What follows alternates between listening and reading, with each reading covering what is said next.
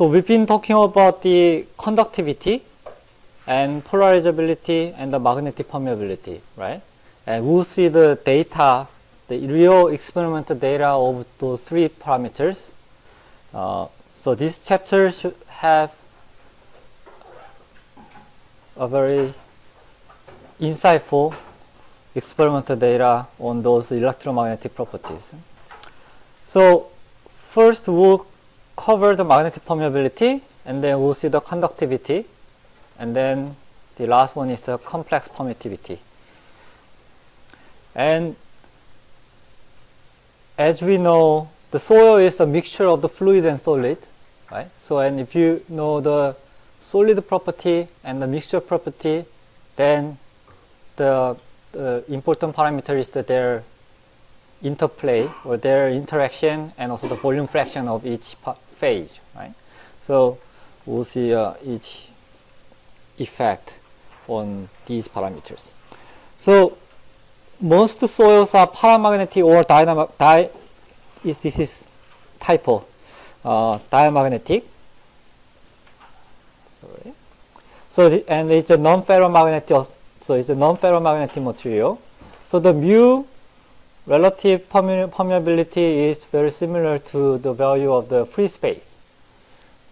So in the non-ferromagnetic material, the real value of mu is 1, and the imaginary value of the mu, the magnetic permeability, is 0. So which means in practically the material doesn't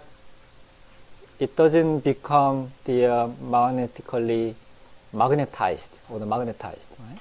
So we can have there could be a diamagnetic material and paramagnetic material and the ferromagnetic material. And diamagnetic material is when you apply the magnetic field, when it feels the material feels the repulsion, then it's called a diamagnetic. And paramagnetic material feels the attraction. And ferromagnetic media is generally the iron and the nickel. And there's a magnetic dipole which can be aligned by the influence of the strong magnetic field, the external one. So the values are, we can closely look at the value. Here the diamagnetic material, the water slightly lower than 1, right? 0.999997 or something like that. And kaolinite, diamagnetic, and some paramagnetic, depending on the cation inside. And the monmoulinite, it frequently contains this iron oxide, so it has paramagnetic characteristic. Right? Here the granite and shale too. And ferromagnetic material, the nickel is 300 and the iron 500. So when you compare this, the mu prime, the real value of the magnetic permeability, then this is like hundreds of them, or the 100 times of them, right? So when you do the magnetic survey, your value, your measurement will be heavily influenced by this ferromagnetic material presence. If you have some iron included inside, then you have very strong magnetic permeability. So this is the result, real value of relative magnetic permeability with respect to the volume fraction of the iron inside. So kaolinite with the ferromagnetic inclusion shows that the permeability increases with the increasing volume fraction of the ferromagnetic inclusion. So you can see that as 5%, 10%, 20%, as the volume fraction increases, then you have a higher magnetic permeability.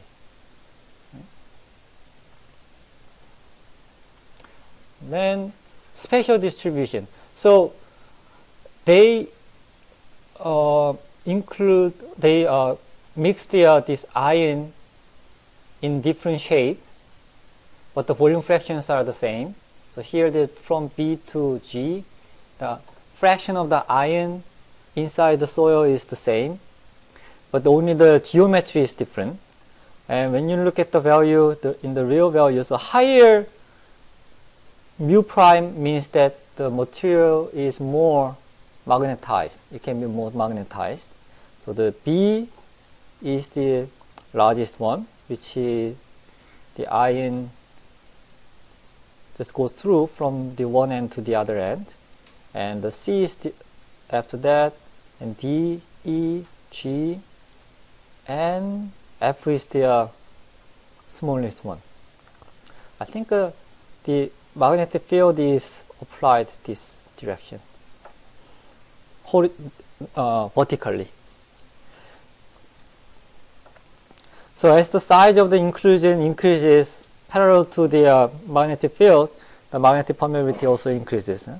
And the relaxation frequency, this is the loss term, right? Energy loss term. Relaxation frequency also decreases and the loss term increases.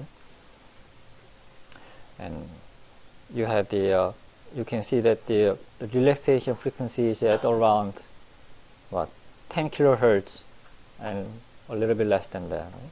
But here, 10 kilohertz, maybe 20 kilohertz, and here several kilohertz is in the relaxation frequency. And the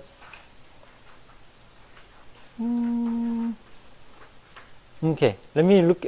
So when you look at the value here, it's only 2 and 0.2, 1.2 and 1. 1 is the when you have the diamagnetic or paramagnetic material or the free space. So it's only like twice of that, and the volume fraction is around 1.4%. And electrical conductivity. So electrical conductivity is determined by two factors, right? The availability of the charges, how many charges you have in your media, and their movement or their velocity, right? According to the external electric field. So electrical conductivity here, I think these are all non-conductive material, right? 10 to the negative 14. And dolomite it has some conductivity. And quartz 10 to the negative 13. Oil, seawater is 4. And aluminum, copper, gold, iron, lead, nickel is, because it's metal, is 10 to the 7, it has a huge value. So when you look at this range of value, it has very wide range from 10 to the negative 14 to 10 to the 7, right? So several orders of magnitude.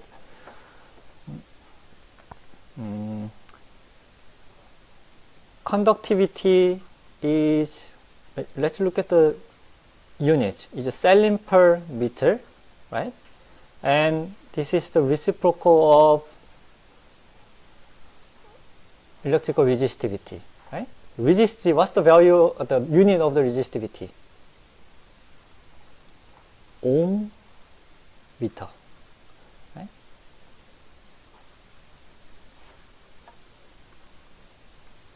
So 1 Celsius per meter is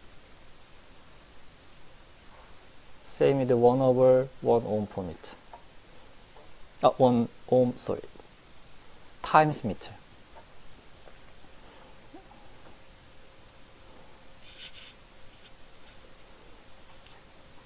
So in general, when you use the DI water, deionized water, their electrical conductivity is around 10 to the negative 6 10 to the negative 6 Celsius per meter.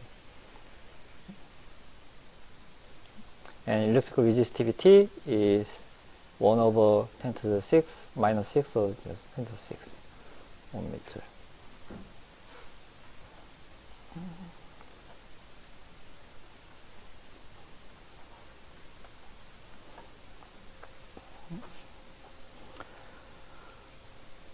Okay, and we've seen that before, when you have electrolyte or the salt water, the conductivity increases proportionally to the concentration, right? but that's only when you have the low concentration. As the the ionic concentration increases, at some point the ions will interact each other, they can collide, so that the electrical conductivity just decreases. So you can see that at the low concentration, it just linearly increases with the concentration, but at some point it decreases like this. And this slope is proportional to the ion mobility. Slope is proportional to ion mobility.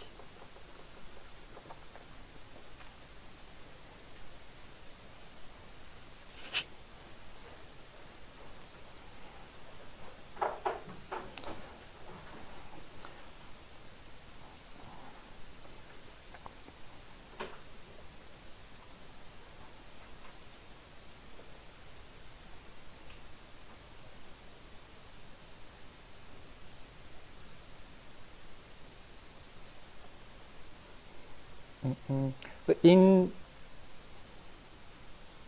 seawater, what's the molar concentration of general seawater? 얼마쯤 되지?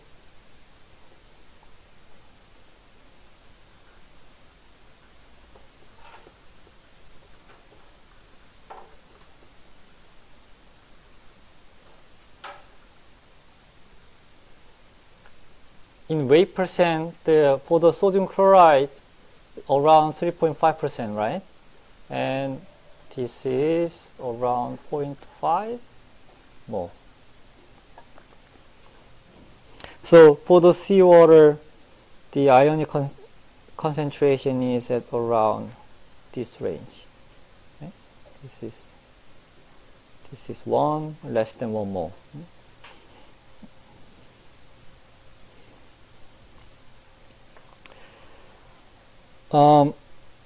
These are the empirical equation, the empirical model to predict the electrical conductivity of the electrolyte. Here, so B naught and B1 is the fitting parameter, and C is the concentration. And here the TDS is the total dissolved salt, right? And this is the effect of the temperature. For the mineral, I think it's gonna be depending on the also the mineral type. And soil water mixture, this is Archie's law, the most commonly used model for sandstone and the sandy soil. Here, when you look at it,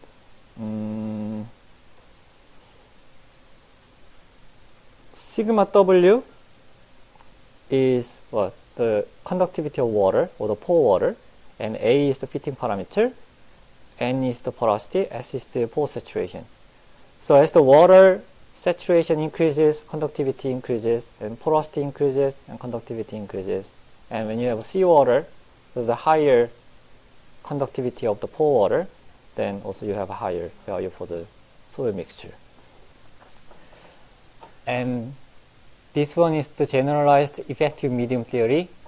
So I think sigma 1, sigma 2, and mixture. So you have two components, 1 and 2, and this is the mixture.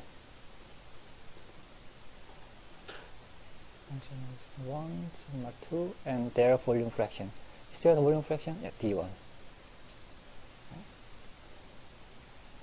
I think the D1 plus D2 is 1.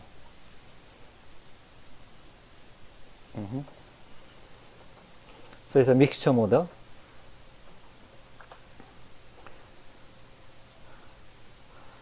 And for the electrical conductivity of soil, for the dry soil, significantly lower than the electrolytic pore fluid, even at low ion concentration. So DI water, so this is the mixture. And when you have soil and water mixture, the concentration and porosity, surface conduction, and percolation anisotropy affects the electrical conductivity of mixture. And this is the effect of concentration and the porosity. So here you can see this the data, and as the electrolyte conductivity increases, so this means that as you go to right side, salt concentration increases. The mixture conductivity increases. So this is following the Archie's law actually. Here.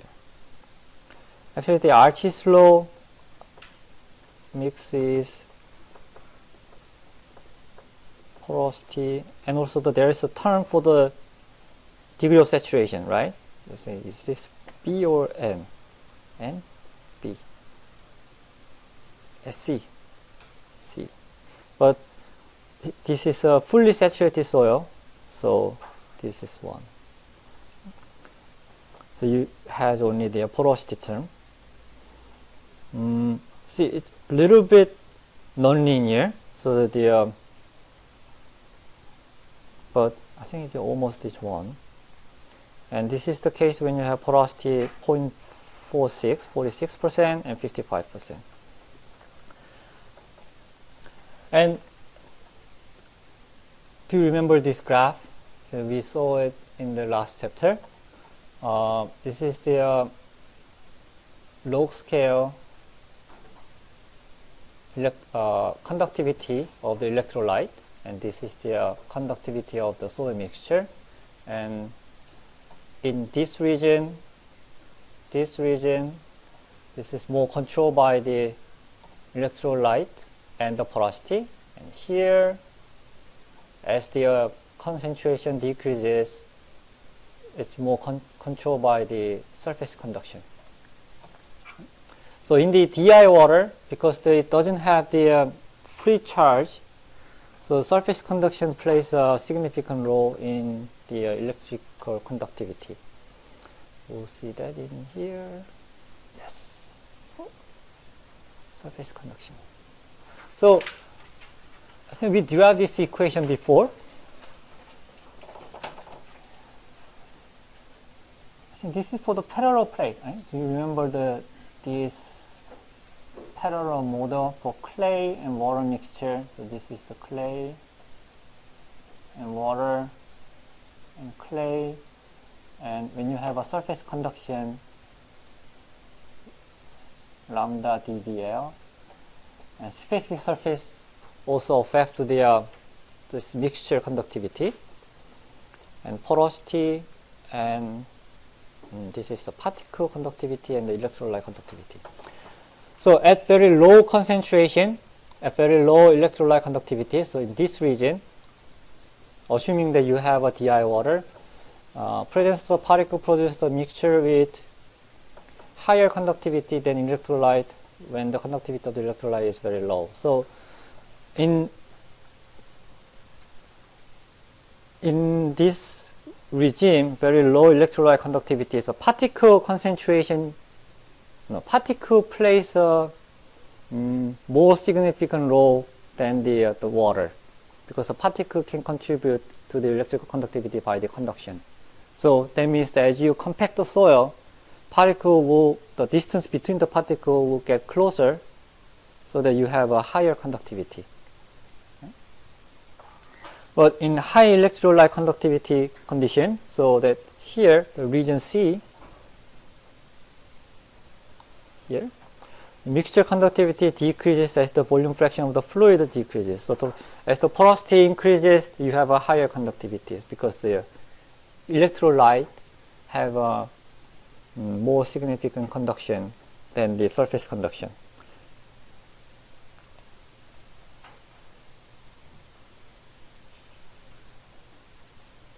Let's look at the data. So this data shows this previous statement. A is when you have very low electrolyte conductivity. So here the concentration is 10 to the negative 4, 10 to the negative 3, and this is 0.1 mole. So as you go below, the ionic concentration increases. So electrolyte conductivity also increases as you go below.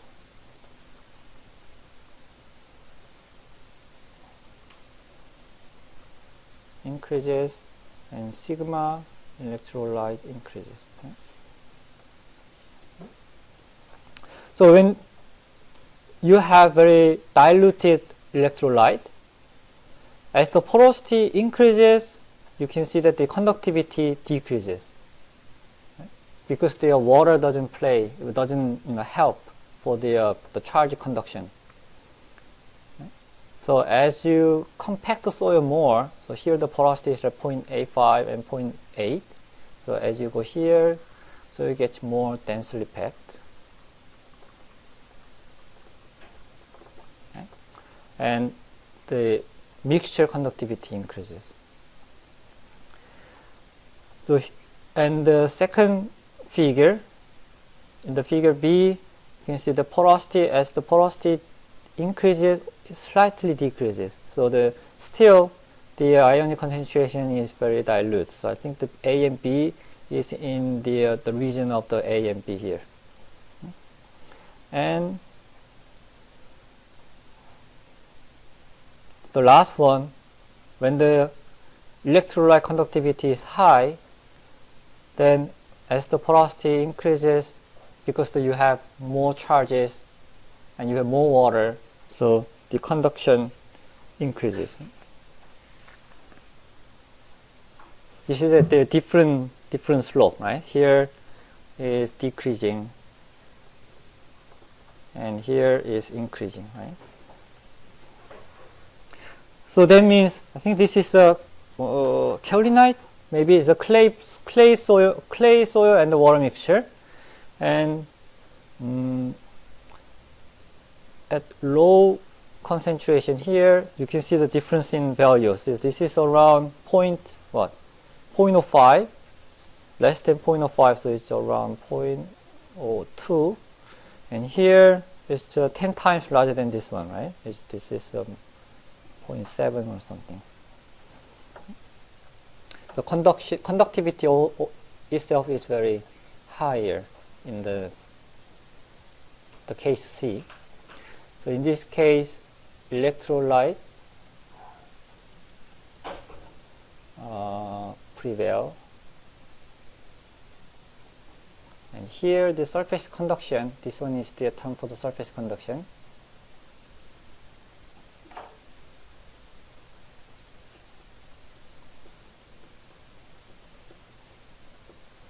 Plays a dominant role.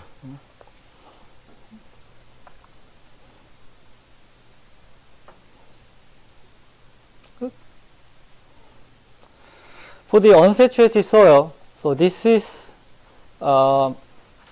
resistivity, which is 1 over conductivity. Resistivity versus degree of saturation. So when the pore water is fully saturated, the soil is fully saturated with water, degree of saturation is 1. So then in that case, resistivity is very low because the conductivity is high. But as you dry the soil, the water becomes dried, evaporate, and resistivity increases significantly, very drastically, right? And at some point, this is 10% and 20%, 10%. At this point, so before, when you have the particle, the water was all connected, right?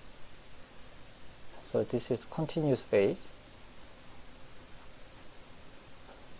Oh, sorry, phase. But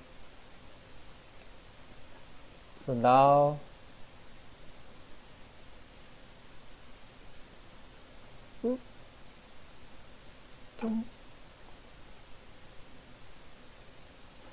so the water have discontinuous phase from one electrode to the other electrode. So the percolation of phase is very important for the conductivity.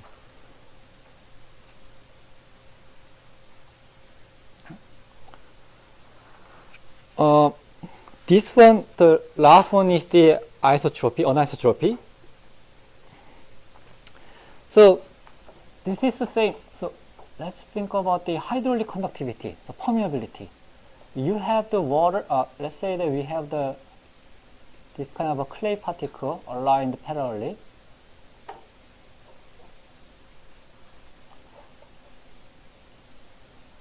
KH and so the KV. Which one will be higher? Permeability. Horizontal permeability or the vertical permeability?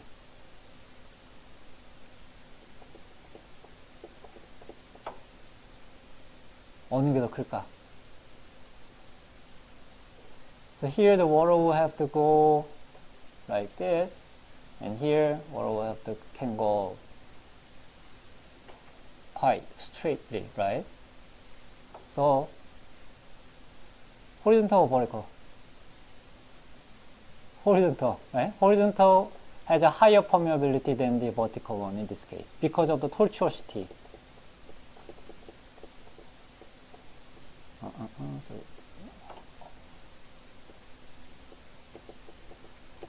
Okay.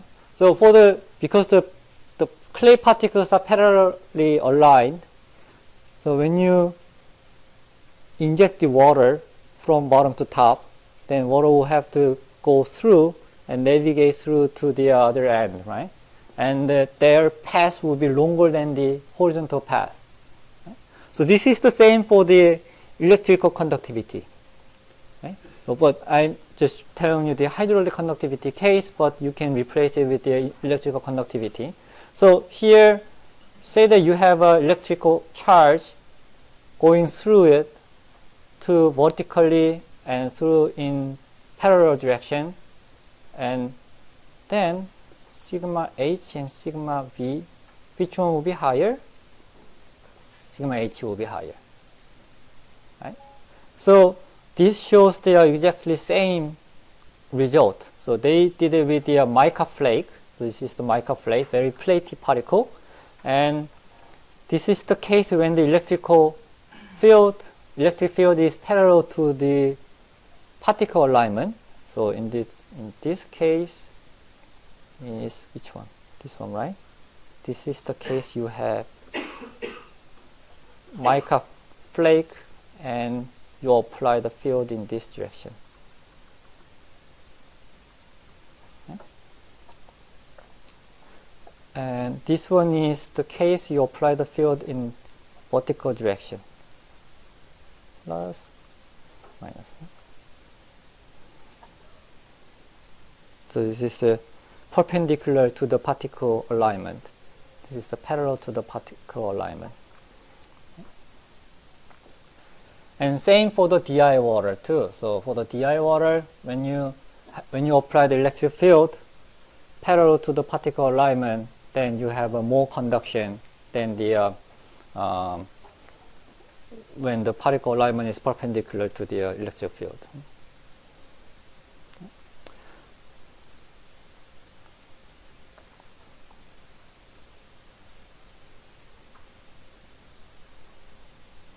So the anisotropy and the fabric also plays a role in determining the electrical conductivity. And mica flakes are non-conductive inclusion that hinders electric conduction, but at low ionic concentration, surface conduction contributes to the mixture conductivity. So mica is actually very similar. It has a very similar characteristic with the clay.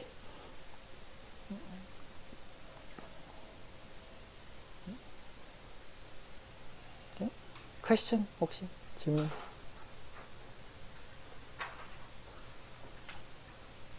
Okay. And then this will be your reading assignment, the next homework. Especially the first two paper by Archie is the classical paper. So then the last parameter is the complex permittivity, which reflects the polarizability of the media. Right? Polarizability is what? How the molecule can be polarized, or the atom or the electron cloud can be polarized, right, locally. So we've seen this graph before for the clay soil, right, and clay water mixture. And here electronic polarization is when in the atom scale, the electron cloud can be polarized, right, at this high frequency. And ionic polarization is you have a bonding, stretching, and shrinking, stretching and shrinking, right? And stone layer is the same. The stone layer you have clay particle, and this is the molecule attached on the cation attached on the clay particles. And orientational polarization, this is orientational, I think this is the case you have water spinning. Right?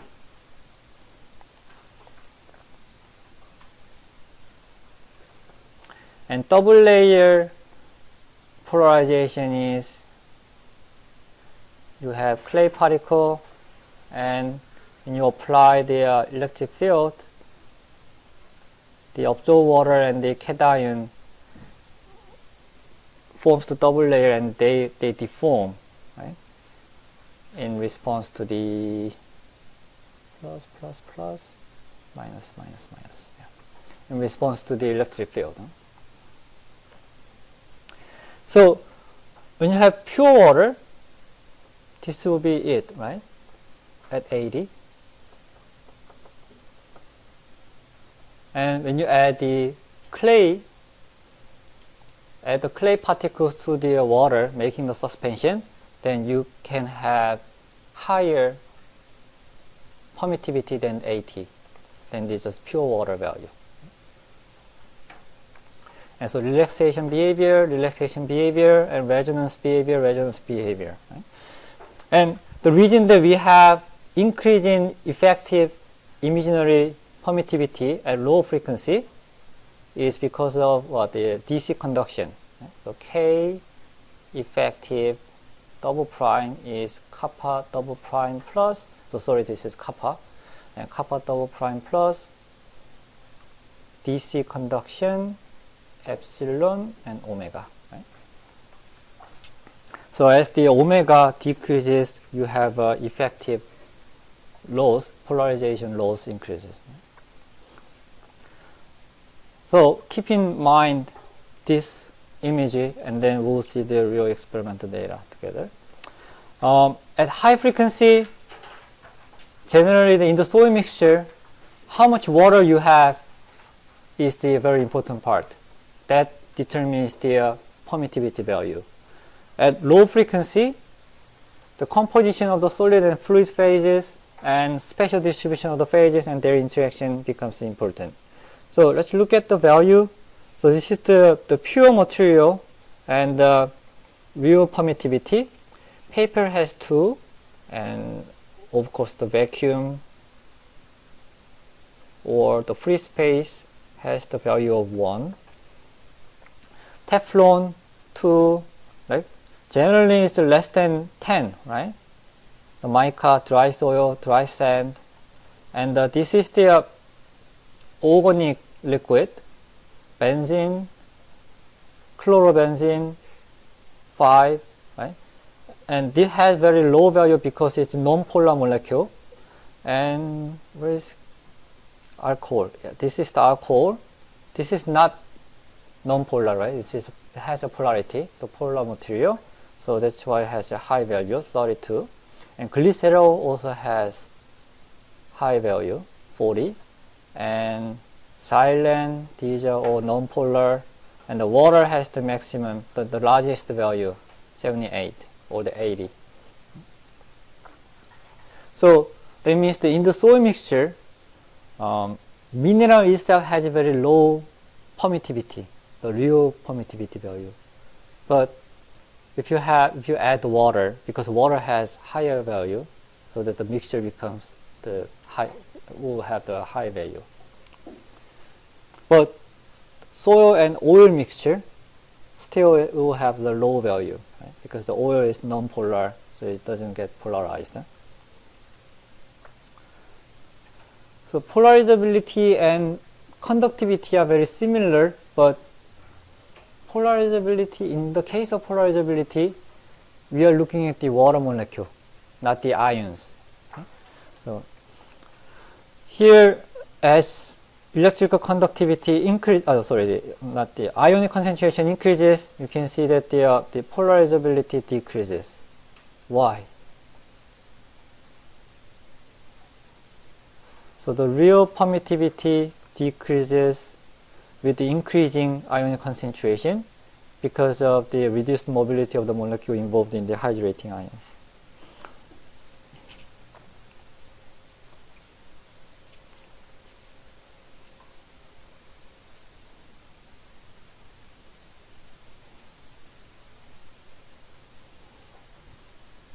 So this can be explained like this. So you have water molecule, like 100 molar molecule in the pure water, and as soon as you add the sodium chloride, this sodium should be hydrated by water, right? So the some water molecule will be attached to the sodium ion, and there are also the 3 or 4 molecules will be attached to the chloride. So you have now 10, what did I say, 100? 100 minus 3 minus 4 available molecules, so only 97. So that's why you have decrease in polarizability. Okay? So, and then when you look at the permittivity spectrum, in the sodium chloride solution, K effective, let's look at the real value. So this is the real value, deionized water, pretty much constant. It has a low value, lower than the DI water because of the ion hydration.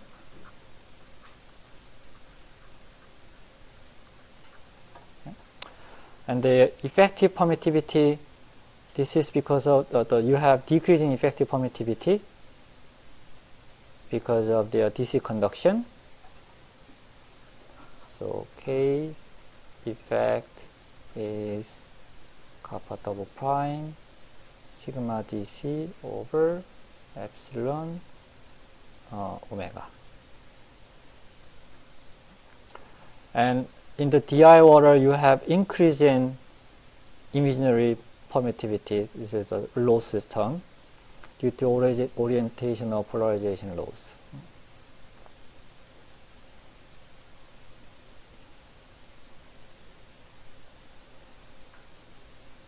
So here for the DI water, when you look at it, this is around 10 to what? 10 to 9 hertz, 1 gigahertz. So here is around 10 to 8. So it's around 100 megahertz. This is 1 gigahertz. Okay? And so as you increase more, the DI water, the value, this is going to drop very fast because of the relaxation, and this will increase like this. So you have a peak value because of the relaxation.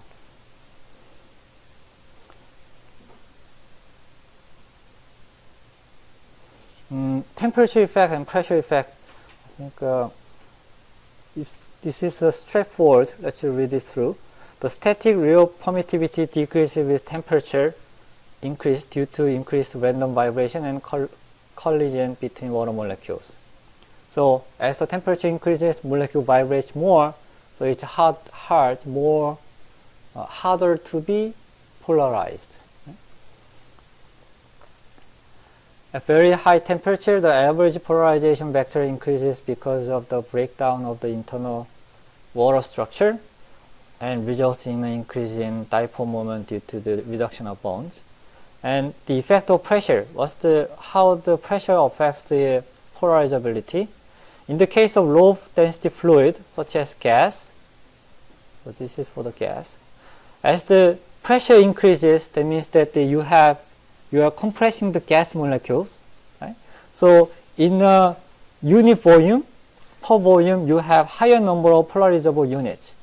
So therefore, permittivity increases. In the case of high density fluid, such as liquid water, permittivity decreases with increasing pressure due to the collapse of the hydrogen bonded local structure, a change in the length of OH bonds, or a decrease in molecular size.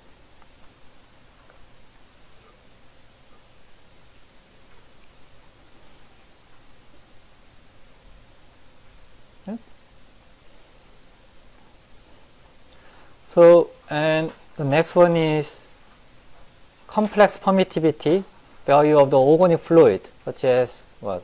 Benzene, alcohol, toluene, right? Chloroform. Here, look at the non-polar molecule first. So benzene, toluene, xylene, these are the non-polar molecule. And you can see that it's pretty much it's very low value. This is constant over the spectrum and around 2. And this is the K if double prime effective. And this is almost 0, right? So that means that the material has no orientation or polarization, so they don't rotate. When you apply the electric field, strong electric field, maybe the electron cloud and some bonds can stretch, but they don't rotate because it's a non-polar molecule. Because they don't rotate, there's no turning back, so you don't have anything to lose, so energy doesn't lose. Right?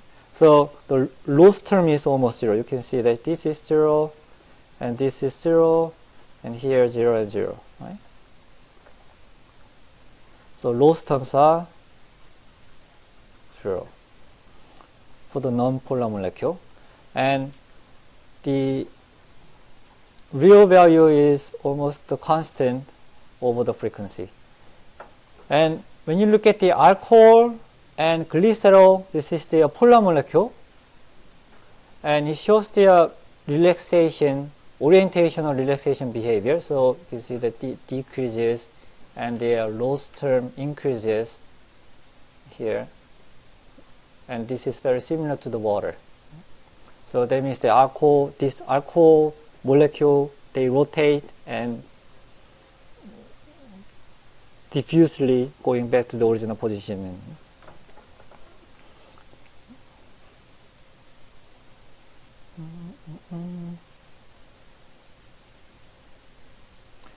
And I think, yep, good. And here when you look at this value, so before, in the case of water, let's look at the water. Yep, in the case of water, this loss term increases very fast with decreasing frequency, right? And here, in the salt solution too, this is around 100 megahertz. It increases very fast. You can see that this is logarithmic scale, right? But the value here is around 10. This is less than 10. So this means that there is virtually no DC conduction.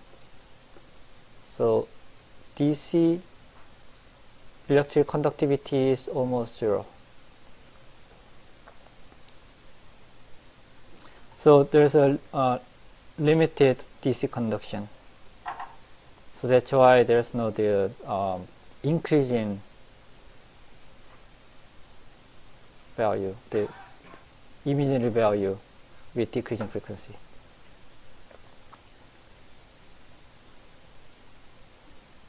Make sense, honey? Okay, then the soil. So we have some soil value, the data. So far, so it makes sense, right? So you have non-polar and polar molecule. When you have a polar molecule, you have polarizability, so permittivity is high. Right? For the dry soil, this is the dry shale, so parent rock, and when this becomes the physically weathered, you have a dry kaolinite, right? And because it's the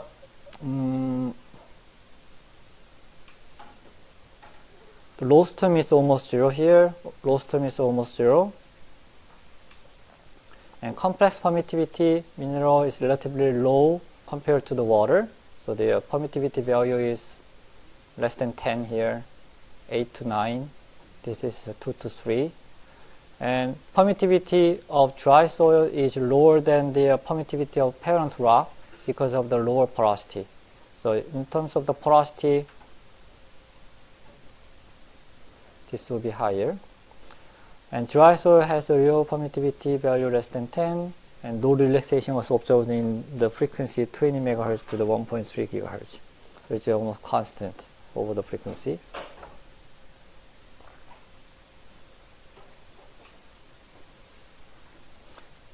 then it becomes very interesting as you add the water. So now we have to look at closely.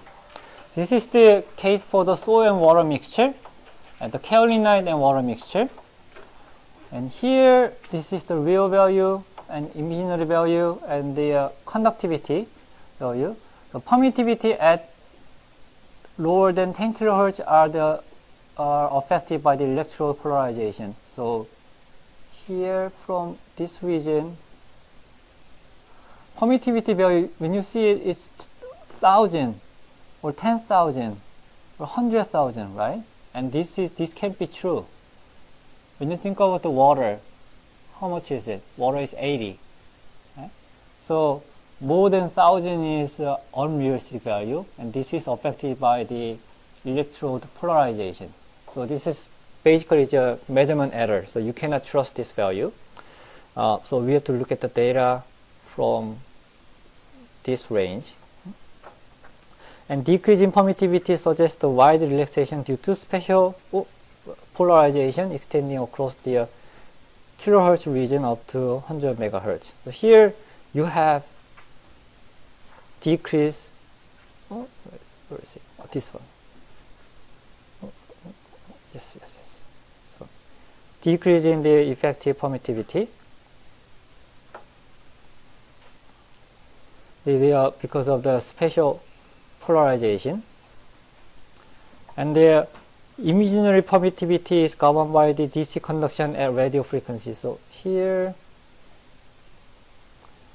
you have a linear decrease because of the DC conduction.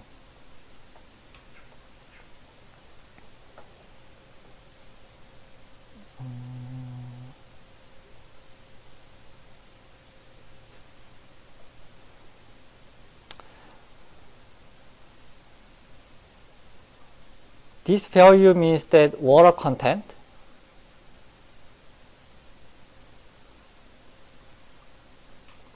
and as you add more water to the kaolinite, you have a higher permittivity value, right? The real and the imaginary too. So here in this two, and you have when you have the water only 0.2%, you have the low value.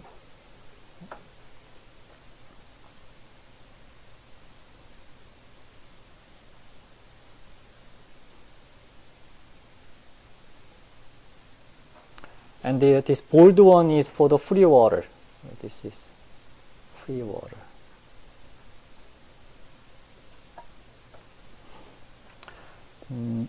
Okay. Good.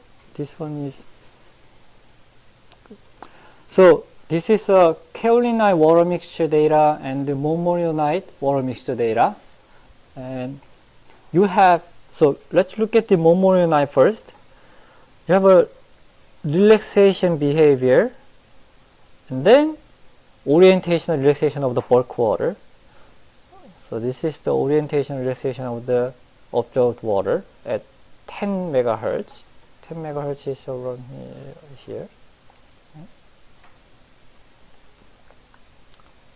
And at 20 gigahertz, here, this is for the free water.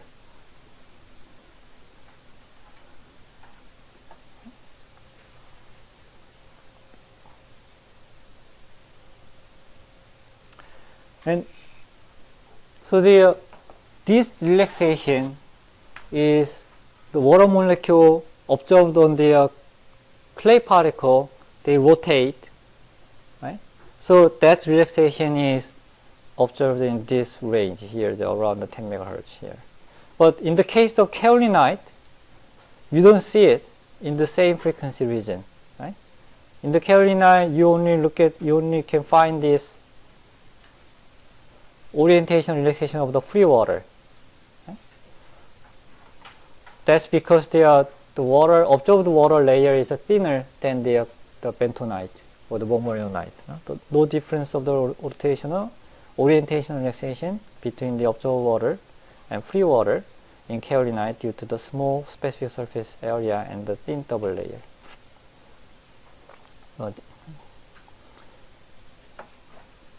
you can see there are very big difference between the mormonite and the kaolinite.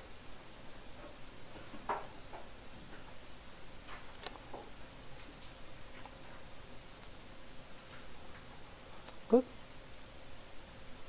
질문 모르겠니? 다시. I think that we have several slides left.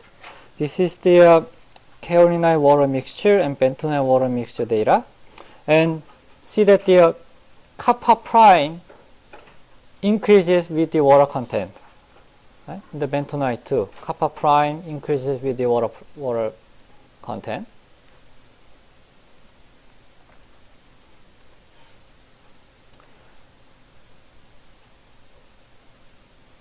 And the more pronounced relaxation than the kaolinite in the bentonite water mixture, and imaginary value shows the effects of DC conduction losses and the orientation and relaxation of observed water in this frequency range. So here you have decrease in loss term. That's because of the DC conduction loss.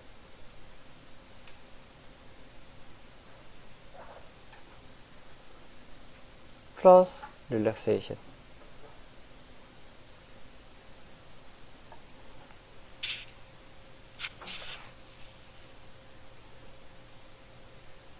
So let's compare with the previous one.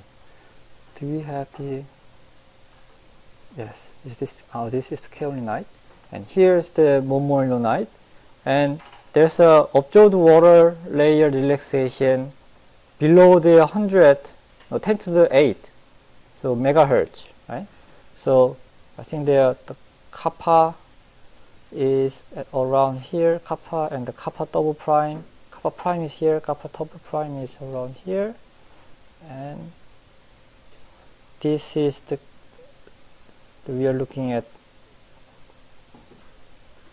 in this range we have relaxation.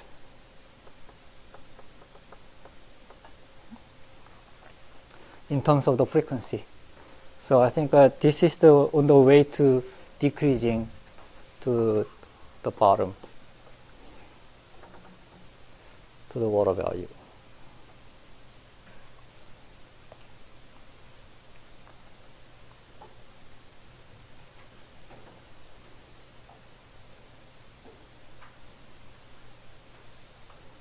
Okay. Next is depending on the specific surface area.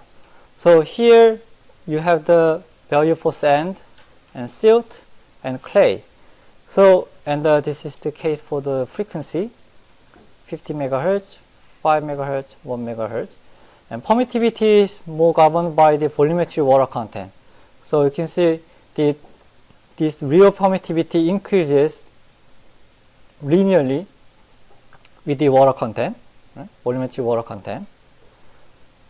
So you can this tells you that the volumetric water content is more affecting, it's more relevant to the permittivity value than the gravimetric water content. So gravimetric water content is conventional definition that we use, right?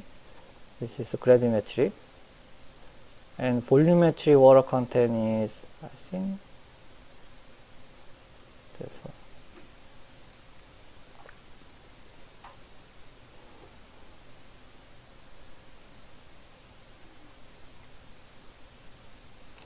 This is similar to the water saturation, I think.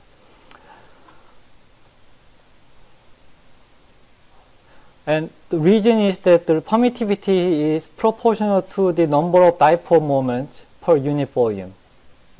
So in a unit volume, how many water molecules in there is directly affect the value, real permittivity value. So, and the real permittivity of sand is almost linear with the volume fraction of water. However, the real permittivity of silt and clay does not vary linearly with the water content because of spatial relaxation and the surface conduction.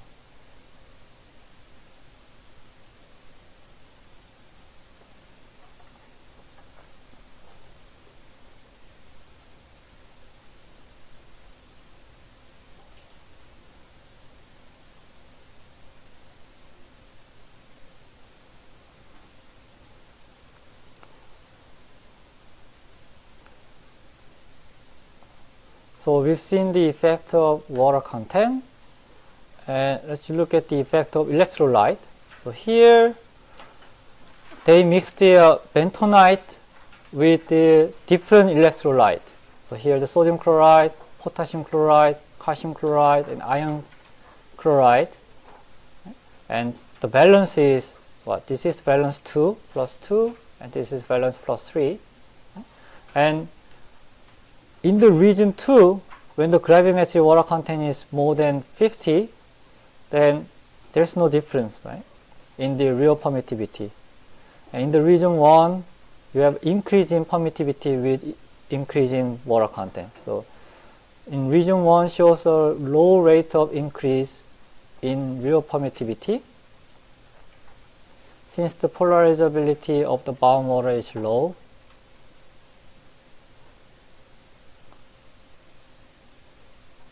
since the availability of the fluid is limited, the conductivity is controlled by the discontinuous conduction path and slightly affected by the cation valence. In the region 2, the gradually prevailing effect of the free fluid chemistry and the effect of ion valence and the size of ion size on their imaginary value. So here in the region 2, which one is the biggest one? This is the iron chloride, okay. And the lowest one is deionized water, and this is the sodium chloride, right? This is DI water. And here, interestingly, there's not much difference between DI water and the sodium chloride and other electrolyte. For DI water, a decrease in imaginary permittivity at water content greater than water C, this threshold value indicates the reduced effect of surface conduction. And the conductivity of the electrolyte increases as the valence increases. So as the valence increases, you have a more loss term.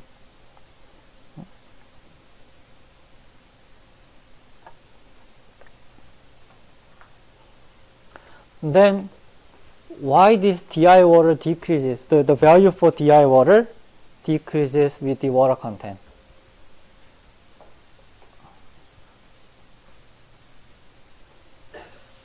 It's the same with the conduction, because the surface conduction decreases because now the distance between the particle increases, so that you have a smaller or the less surface conduction as the water content increases. So this is the only the unique behavior, decreasing imaginary permittivity, while the other things are all increasing with the water content.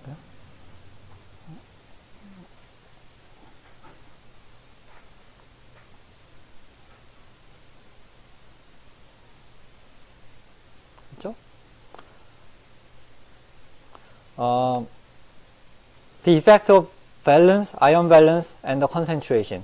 I think this is for the concentration. Here, so let's look at the data. So this is the DI water. DI water. And what is this? This is a calcium chloride and iron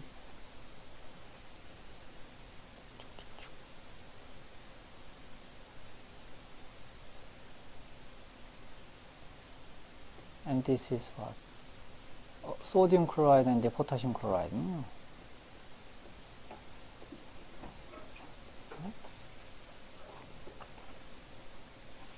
So as the ionic concentration increases, this one decreases, and this almost like it doesn't vary that much, right?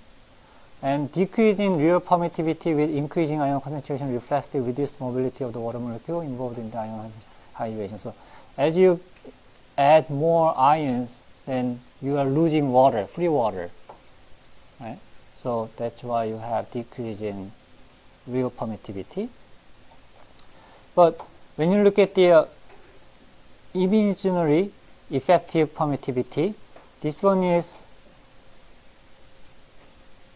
function of the DC conductivity, right? So as this value increases, so you have increase in the effective permittivity value. Right? So this imaginary permittivity captures the conduction and the polarization loss. So increasing losses with increasing concentration is due to the higher DC conduction losses. So as the sigma DC increases, your imaginary permittivity also increases together.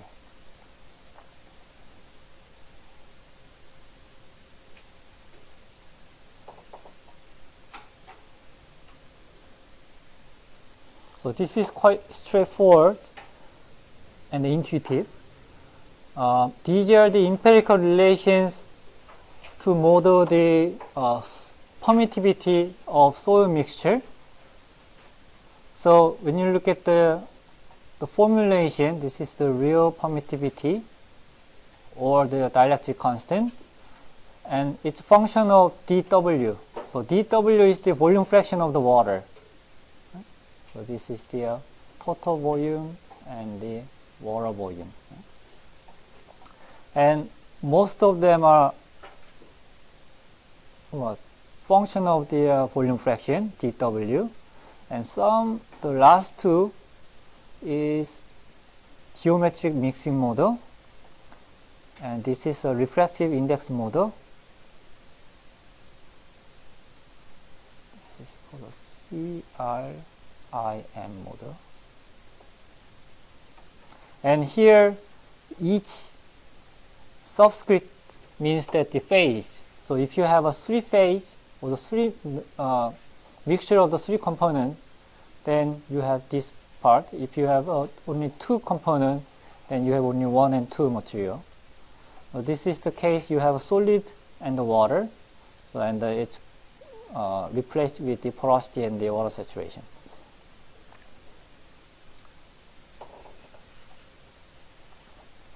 So for the permittivity, you can use the series and parallel model, right?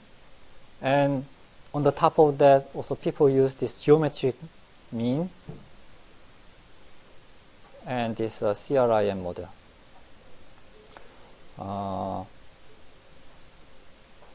TDR. Nobody used the TDR before here, right? If you use the TDR to measure the moisture content, so there are like moisture content sensors, right? And they measure the dielectric constant, this kappa prime. And then they convert to the water content using one of these relations.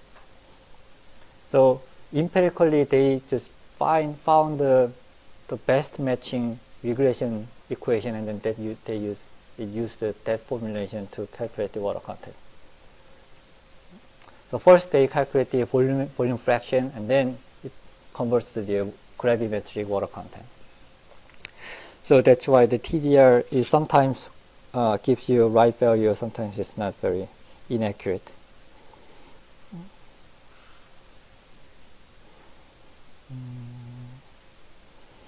Okay, I think that we have two more. The organic mixture. I think it's too obvious. The real permittivity of clay water mixtures is higher than the clay organic mixture because of the orientation and polarization of the free water. So the organic material have the less polarization, and permittivity of the clay organic mixture is higher than that of the individual components, and relaxation is observed in the bentonite specimen. So that means that here, let's look at the benzene. The permittivity of the benzene is 2.5, but as you mix it with kaolinite, the mixture value is 4.4 or 4.2. For the bentonite, it's the same. So the pure benzene has the value of 2.5, and as you mix it with bentonite, it has the value of 11 and 5.8. So the kaolinite or the monoilmenite itself contributes to the polarization, or the real permittivity value. but it has a little bit complexity because moisture content. You can have also in the inorganic oil, it may have some dissolved water, right, because of the vapor, and also it can be polar. So when you have a polar molecule, then the polarizability affects the surface interaction between the clay and the organic liquid. So it could be hydrophilic mineral, it could be hydrophobic mineral, and that also affects the polarizability.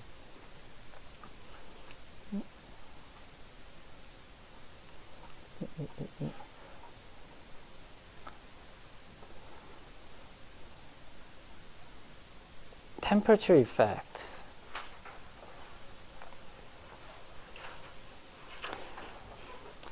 At high frequency, so this is for the high frequency. This is for the high frequency data. At high frequency, the change in soil permittivity with temperature is mainly due to changes in free water permittivity. So as the temperature increases, you can see that the permittivity decreases at this frequency range. Why? Because as your temperature increases, the random vibration increases, so the water it's hard to align the water molecule with the external electric field. And relaxation frequency also increases here. And at low frequency, it's a little bit more complex because temperature affects the conductivity of the pore fluid and spatial polarization and double layer formation and mobility and bound water polarization.